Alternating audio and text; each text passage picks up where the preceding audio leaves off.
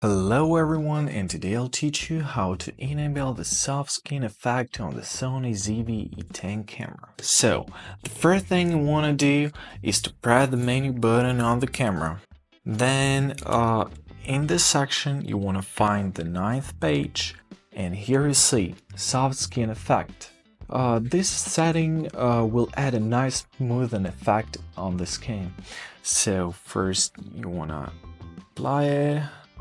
Enter. Okay, so now it is applied, and please note that the soft skin effect is not available if the format file is set to the RAW. The soft skin effect is also unavailable for the RAW images if the file format is set to RAW and JPEG. Now, when you are shooting faces, the camera will automatically apply the soft skin effect, making the image smoother and more appealing. Thank you for watching, hope this helped.